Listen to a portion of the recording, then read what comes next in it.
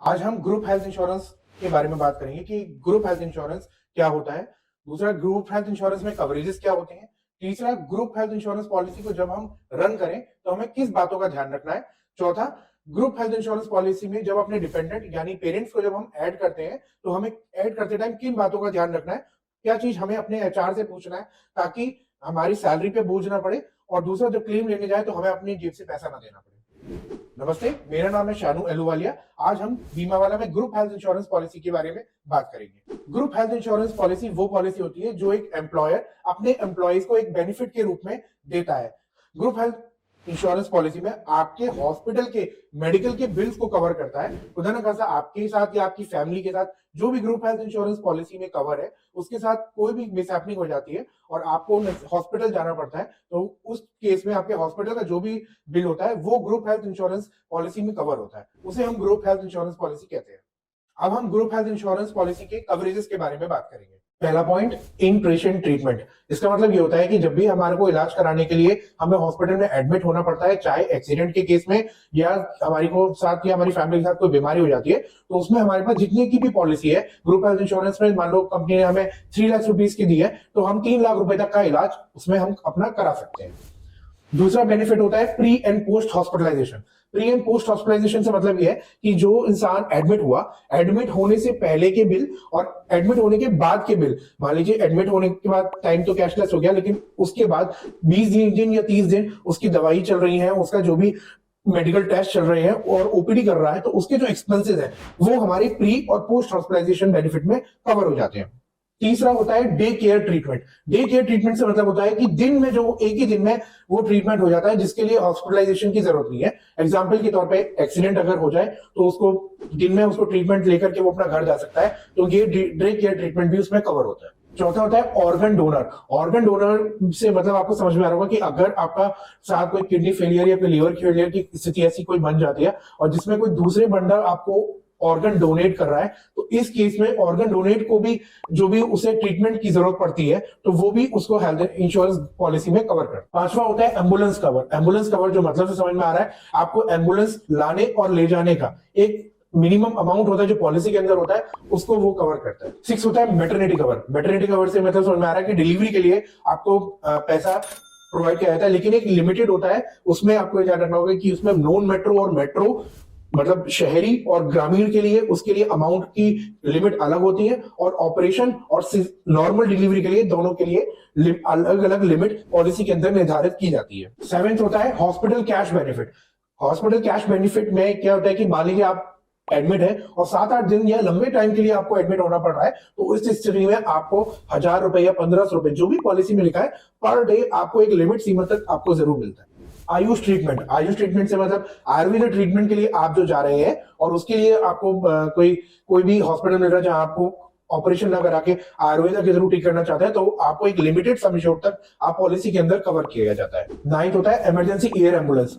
एक limited point तक air ambulance की सुविधा, यानी कि आपको हेलीकॉप्टर से या उसे हॉस्पिटल तक एयरलिफ्ट कराने की सुविधा इसमें आपको प्रोवाइड कराई जाती है। 10 पॉइंट है मेंटल डिसऑर्डर।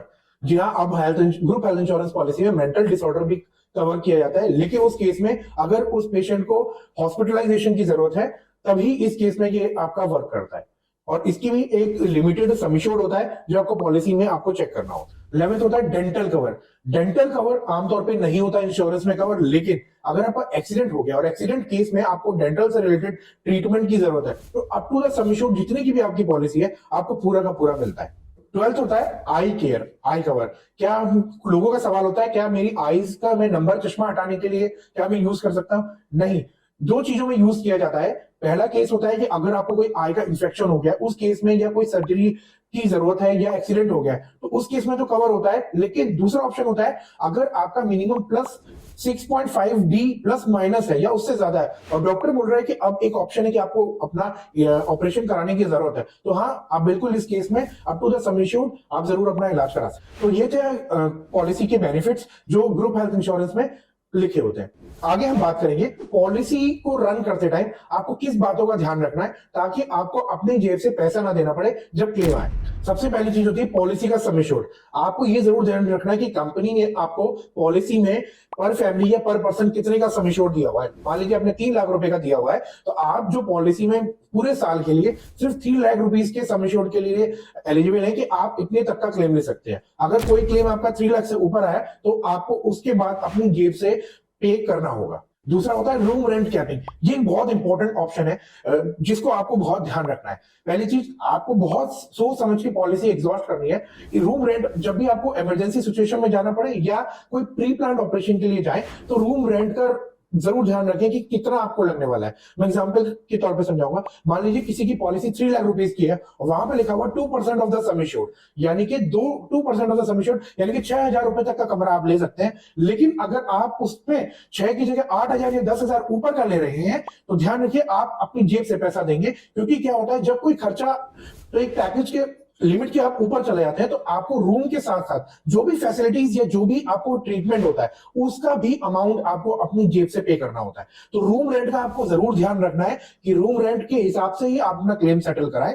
दूसरा, रूम रेंट में अगर आप चाहते हैं कि भले आप सिंगल या ट्विन शेयरिंग के लिए आप एलिजिबल हैं, फिर भी आप 4 शेयरिंग कर रहे हैं या जनरल वार्ड में जा रहे हैं और आपको लगता है आप कंफर्टेबल है, तो आपको जरूर जाना चाहिए क्योंकि पॉलिसी में सम एश्योर्ड आपका बचता है। मान लीजिए कोई जैसे एक ट्रीटमेंट की आपको जरूरत है, अगर आप सिंगल प्राइवेट रूम में जा रहे हैं उसकी कॉस्ट 1.5 लाख रुपए की हो सकती है। लेकिन वहीं अगर आप सेमी प्राइवेट रूम या जनरल वार्ड के लिए जा रहे हैं तो वो आपको सिर्फ 50 to 60,000 रुपीज का पड़ सकता है, तो जिससे आप अपना पॉलिसी का सम एश्योर्ड भी बचा सकते हैं। तीसरा पॉइंट होता है को पेमेंट का ऑप्शन। आपको जरूर ध्यान रखना है कि को पेमेंट का ऑप्शन आपके में है या नहीं। को पेमेंट नहीं होना चाहिए। को पेमेंट से मतलब ये होता है कि मान लीजिए हमारा 1 लाख रुपए का बिल आया और जिसमें कि 20% अगर को पेमेंट है तो यानी कि 1 लाख में से 80,000 तो इंश्योरेंस कंपनी दे देगी, लेकिन 20,000 रुपए आपको अपनी जेब से पे करना होगा। तो आपको इस चीज का जरूर ध्यान रखना है कि को पेमेंट आपके ग्रुप हेल्थ इंश्योरेंस पॉलिसी में है या नहीं। अगर है तो आपको फिर ध्यान रखिए कि जब भी आप ट्रीटमेंट लेने के लिए जाएं तो ये जरूर सुनिश्चित करें कि आपका रूम कैटेगरी क्या है,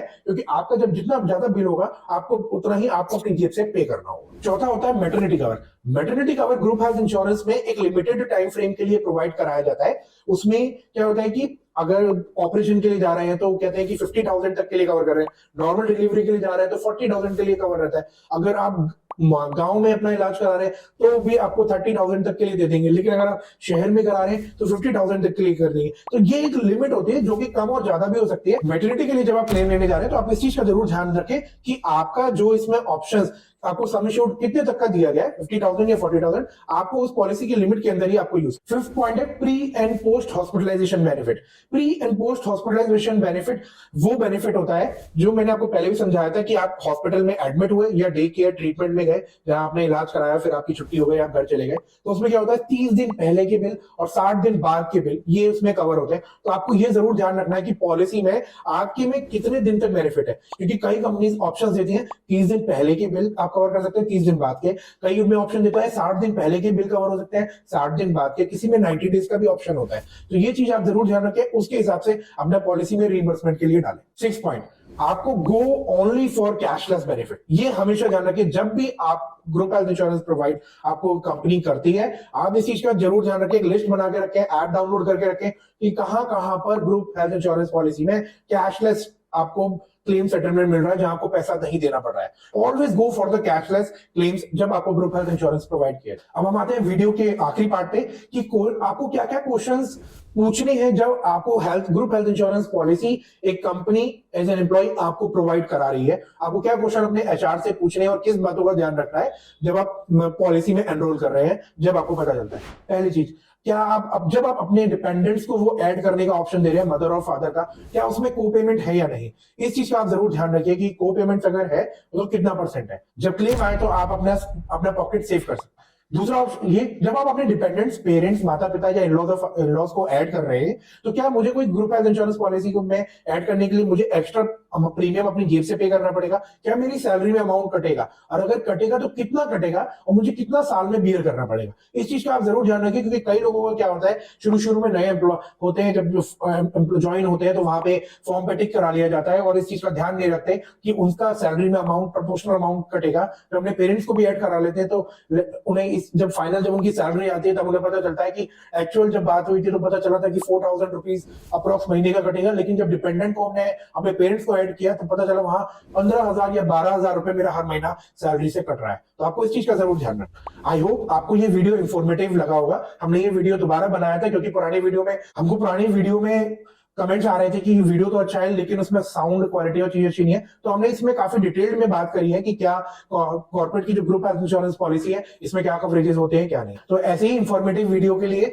बीमा वाला यानी कि हमें हमारे चैनल को लाइक और सब्सक्राइब करें, और कोई भी कमेंट हो इंश्योरेंस से रिलेटेड, कोई भी आपके क्वेश्चन हो तो कमेंट सेक्शन में आप कमेंट करें, हम जरूर उसका जवाब देंगे। धन्यवाद।